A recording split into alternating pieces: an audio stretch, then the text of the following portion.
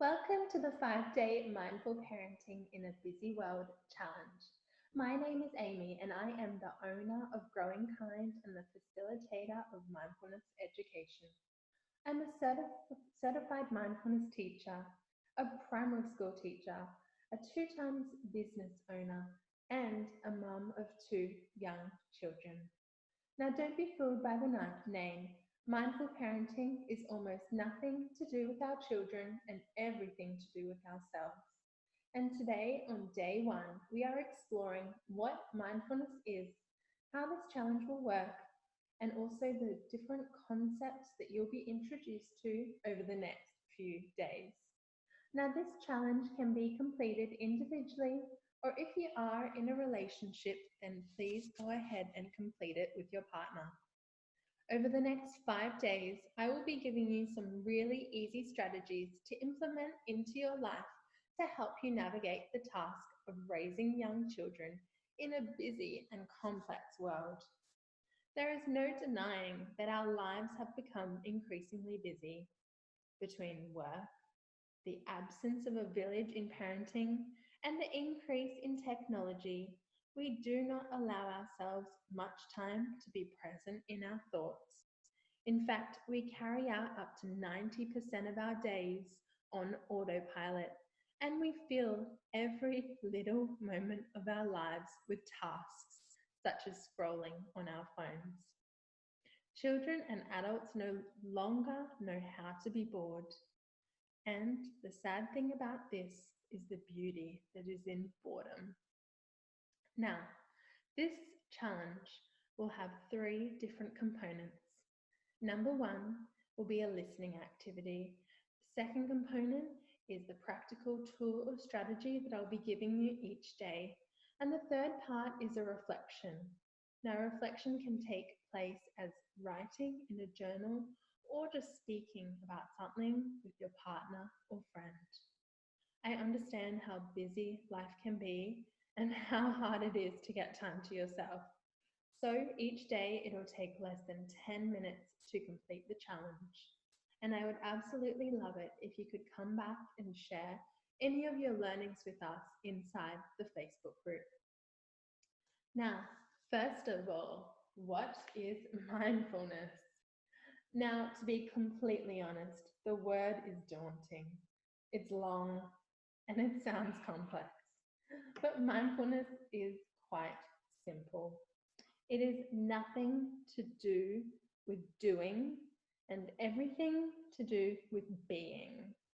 So, mindfulness does not require you to do any fancy practices.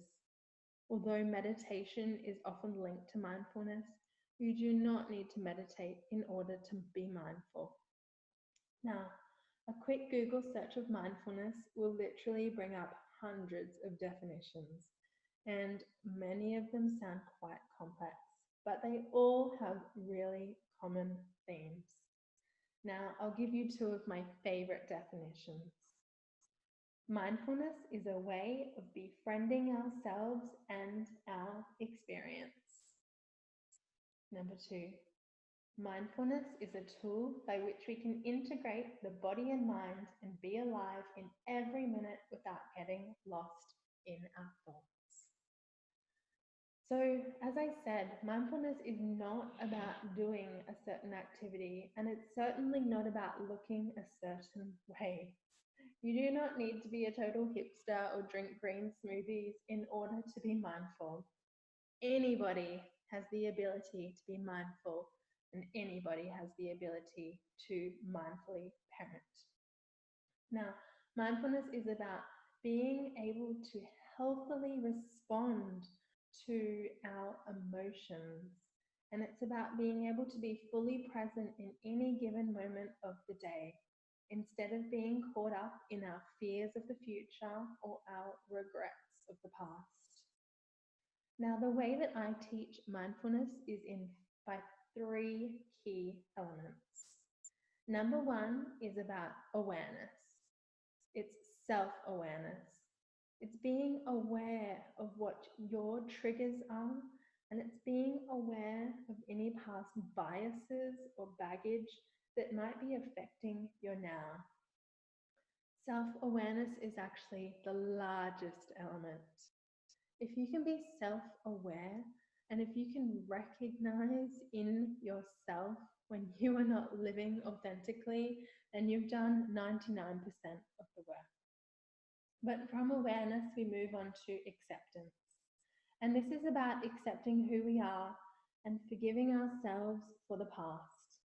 It's about accepting the fact that we are human and we will not always get it right.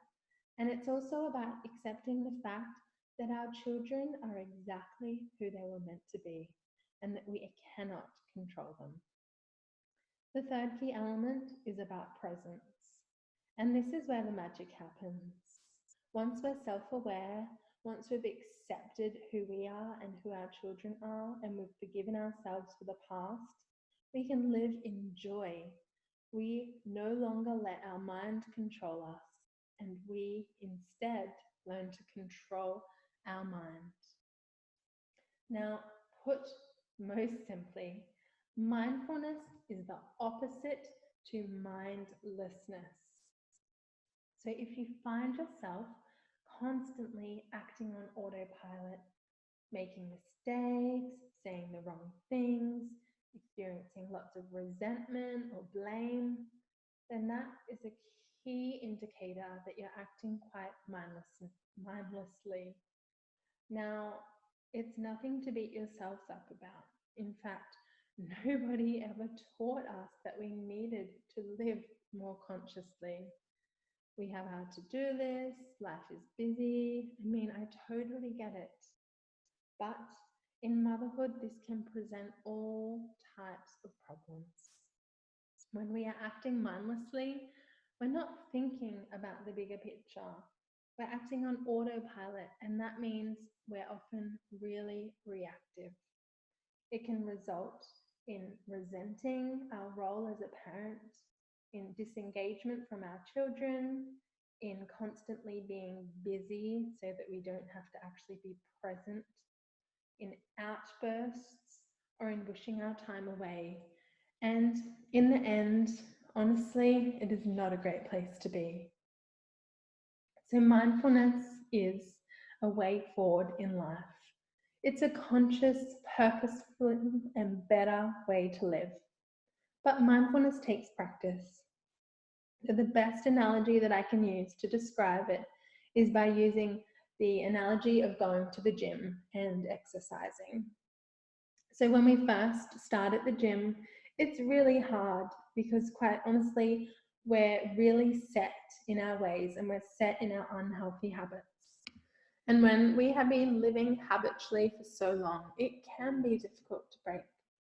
So these first few workouts at the gym, they can be really tough. And what makes it even worse is that we don't notice any changes to begin with. And so it makes it really easy to give up. We've got no immediate results, which means no gratification. And it's pushing us outside of our comfort zones constantly. And honestly, who wants to live uncomfortably? And so it takes practice and repetition and time, as well as a commitment to change. But if you persist, then eventually going to the gym and exercising becomes a part of our lifestyle. And soon enough, we cannot imagine our life without it. A workout that was once really hard then becomes easy and automatic. And the exact same can be said for mindfulness. It takes action, it takes commitment, and it takes consistency. And at the start, we don't notice too many changes and we start questioning, why am I doing this? But eventually, your brain is able to create new connections, and things that once took a lot of effort become automatic. So if you find yourself as a parent that reacts to times of stress or discomfort by yelling at your kids, and you've tried to change that before, that yelling, that's a habit, you've tried to change it, it can be really hard. But the more we practice it, the easier it becomes because we break away from that habitual instinct, that reaction, and we get to a place of being consciously in control of our mind where we can respond rather than react. So being mindful creates space to pause in challenging times, and it replaces those impulsive reactions with thoughtful and conscious responses. So how does this affect our parenting, and why would we want to parent mindfully? Well, children from 0 to approximately 7 years old learn primarily through imitation. So research suggests that they are in a deep state of hypnosis, meaning that they hear everything we say, they see everything we do, and all of this is stored inside their unconscious mind. The children live in a world of feeling and being rather than doing, and so they observe all of their parents' feelings rather than just their words and their actions. So the idea of mindful parenting is to make yourself the role model worthy of imitation. Now, if you're a parent that is yelling, that responds to challenges by smacking your child or getting really angry or shutting down or even ignoring your problems or distracting yourself with wine or chocolate or coffee, then you can bet that your children are watching this. And I'm not saying this to induce guilt, because remember, we have all been here and we really need to forgive ourselves. But our children are learning this. And so we need to correct our behavior now in order to help them. So as we explore mindfulness, you're going to realize that up to 90% of your day is acting out of habit or on autopilot. And what mindfulness does is it shifts us into the conscious domain of our brain, which is literally, if you're unaware of how the brain works, there's 3 separate parts. So we have our conscious mind, which we use only 5 to 10% of the time. We have our subconscious mind, which is where we act out of our feeling center and quite habitual, and we use this up to 90% of the time.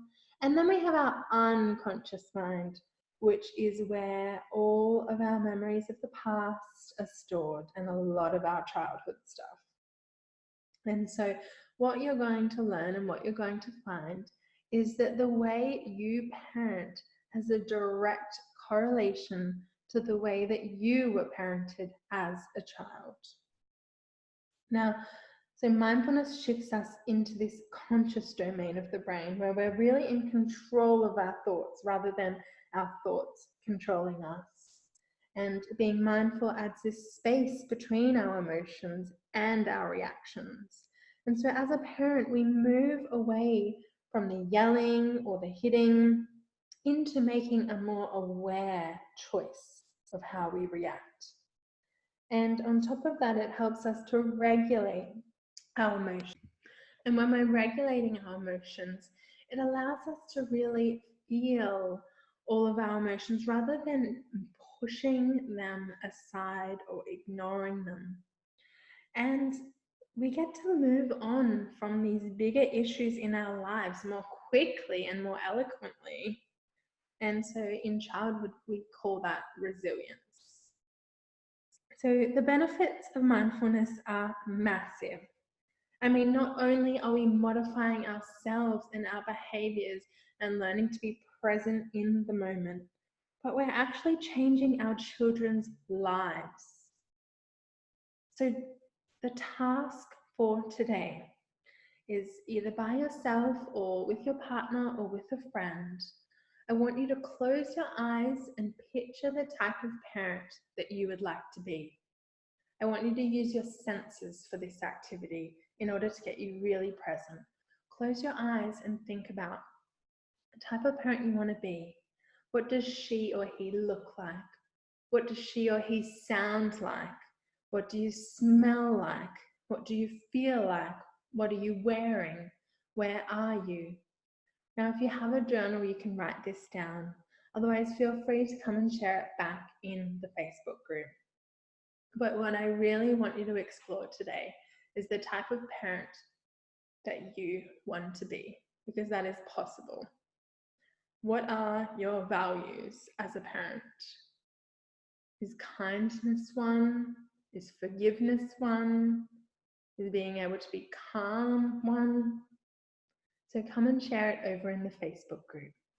Now, tomorrow we are digging into reactions, emotional reactions, and how they look different in everybody. I'll see you tomorrow.